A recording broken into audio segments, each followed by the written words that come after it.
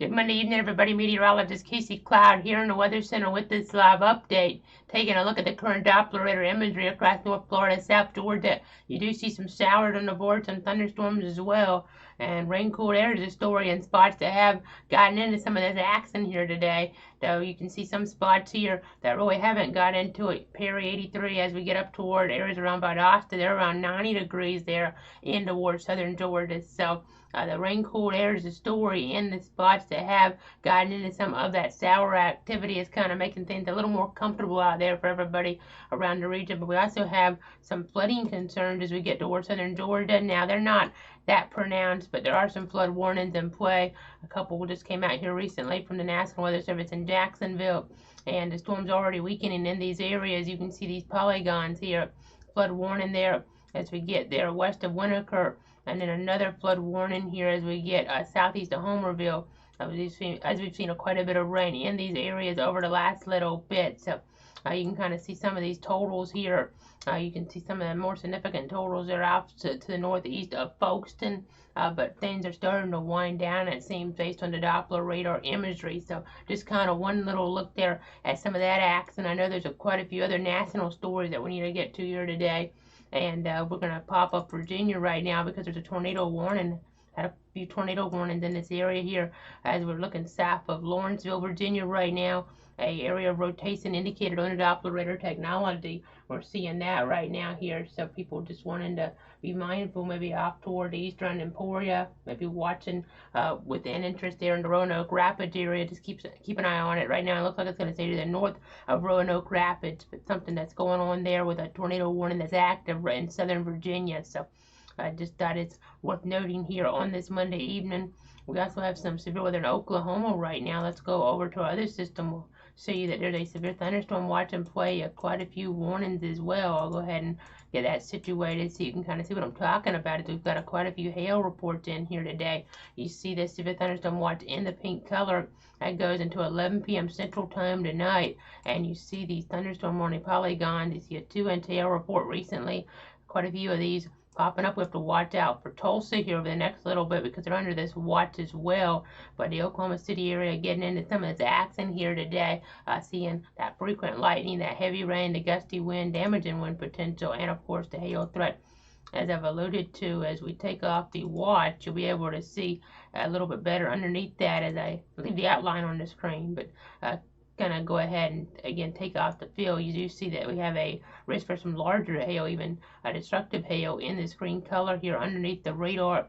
And then as we go over to our other viewpoint, you have this wind potential here. It's a little further down to the south, more toward Ardmore and Ada, McAllister as well. So something for those folks to definitely be mindful of here this evening. Again, I'll kind of clear the radar up for you so you can kind of see what is happening just a little bit better there. You see a thunderstorm warning into North Texas. This is not too far from Wichita Falls, which they're also under that severe thunderstorm watch there. So something that they're focusing on in that region here on, again, your Monday evening. We'll go ahead and broaden it out as we're just going to kind of keep an eye on that situation. We're keeping an eye on quite a few things here in the weather picture.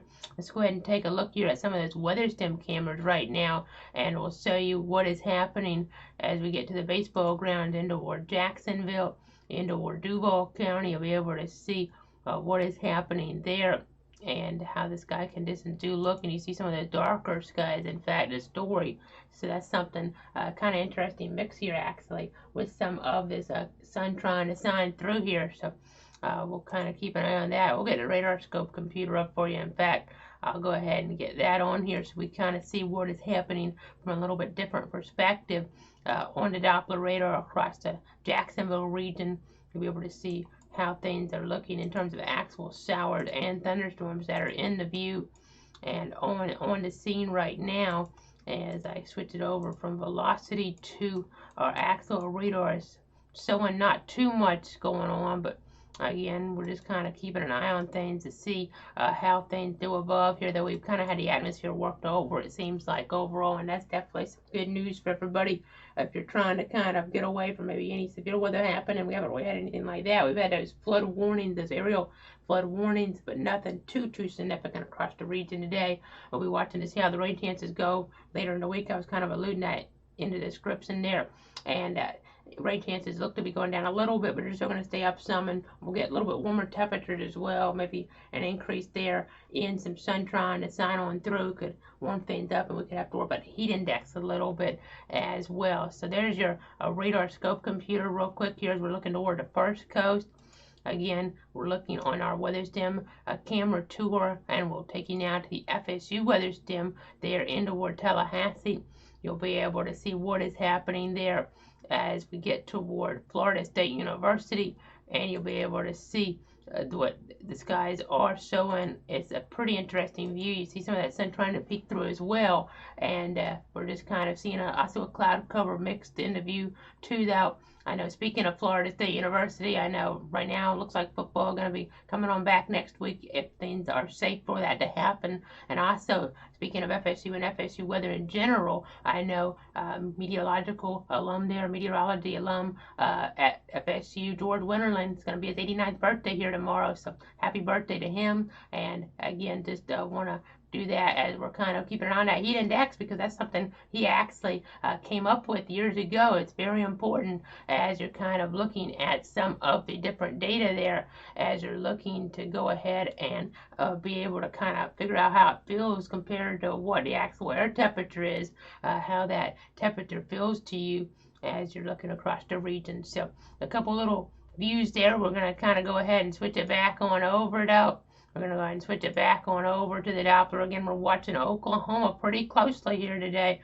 We're also watching some other things, though. Of course, we had Laura, major Hurricane Laura, back as we got toward late Wednesday into Thursday. It was a catastrophic blow for southwestern Louisiana here, folks. And here's a review of that. The Lake Charles area devastated. Southwest Louisiana's first Category 4 or higher storm in terms of strength.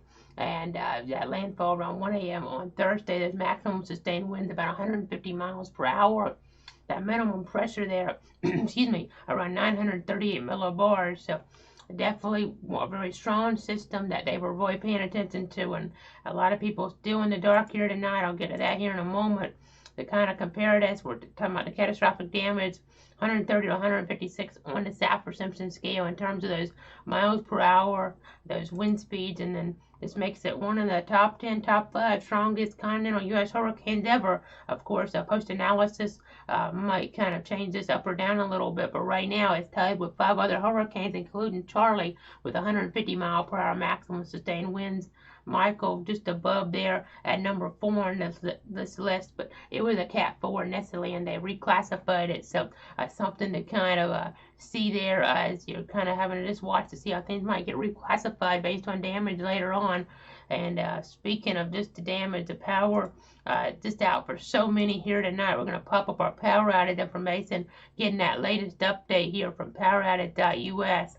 And you'll be able to see nearly 300,000 in Louisiana, southwestern Louisiana, really impacted. I'm going to go ahead and scroll over some of these different areas right now. You see Cameron, it's pretty much everybody, and then towards Lake Charles, that's when we get to Calcasieu Parish. We're talking about pretty much everybody still in the dark here tonight. Up to the North Beauregard, same thing. Allen as well, Vernon. And then getting further up, you see some of these other areas. You see Grant here, LaSalle, and then I kind of go back down here a little bit. I'll do that as Rapides. I know that's where Alexandria is, and they have still about half of the customers in the dark, and that's 100 miles inland to kind of give you an idea of the force of the storm, the fury that it had to offer, just an inland impact that was really felt here substantially in toward the region. I'm going to go ahead and come back on camera right now for a second, again, just reviewing how dangerous of a situation this was. And we're going to zoom in real quick. We have some imagery from NOAA here, some damage imagery. I'm not going to spend too long on this, but I have it in the system, and I thought we'll try to go ahead and pull this up. Actually, let's go ahead and switch it back on over to our dashboard here. Or actually, let's go, yeah, we're going to switch it over so we just have it on the screen by itself. So this is going to take a second to load here, but it's important. We're going to be able to kind of look here at some of the damage as we're getting closer to the coast. You might be losing a few frames, but we just want to kind of give you some different viewpoints on what has happened here as we get down in toward this area. You do see near this region, you can look toward Cameron Parish, and will get in even tighter. Again, it takes a little while to load, but you'll be able to just kind of see right away some of the big time issues that this storm did cause in toward the region. As we're looking down here, it'll clear on up, and you'll be able to kind of get a better look at what is happening here in toward that area. Again, such an impact. You can just look. I mean, now that it's cleared up, you can just see. I mean, you don't have to even kind of so to see you on the fly, because you don't have to pick out a particular area ahead of time, because it's just widespread damage, destruction, devastation here as you get toward Cameron Parish. So that's a view from NOAA. You just see all the things thrown about. It really tells the story, just the problems occurred in the region, all the problems that did occur, and we'll just be kind of keeping them in our thoughts and our prayers as we're looking out that way, as the situation so serious there. The storm surge maybe not quite as bad in some regards because of the way the water did push on in, the direction of that wind there, as things were kind of pushed off a little to the east, and that kind of spared them a little bit, as the storm surge wasn't quite as bad in toward Lake Charles, for instance, and even in towards some of these areas as well. But I'll go ahead now. I'll go ahead and move this away. We'll go ahead and to put me back on camera right now, just trying to give you a little bit different viewpoint on how things are going here with that. So that's just one little snippet of what's happened down there. Just a tragic situation.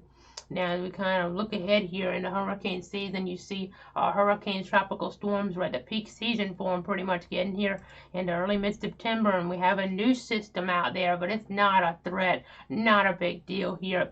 Maximum sustained winds at 35 miles per hour, moving off toward the northeast at 12. That minimum central pressure at about 1,009 millibars. As you see this moving away from the coast here, is it maybe a tropical storm, maybe Tropical Storm Nana, depending on if this storm or another storm develops first, as we do have another system we're watching here as well.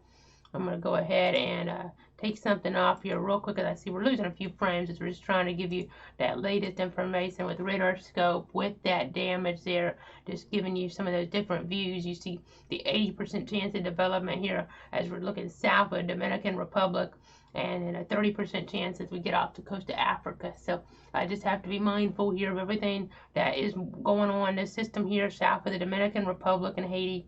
We're expecting that not to be a threat to the U.S., but the other system, as I kind of step out of the way a little, we're still watching that. It's still coming off the coast of Africa, so we still have to pay attention to that. It's just too early to determine what could come there from that system. But as we look ahead toward your list, you see Nana, then you have Omar, Paulette, as we get further down here. So we're going to be getting through these probably pretty quick. We'll just have to watch. But right now it looks like a couple systems not a threat. The depressing that I was just alluding to, that system there south of the Dominican Republic and Haiti, but that third system around Africa, we still got to watch it to make sure nothing comes out of that. It's just too far away to discern on what could happen there.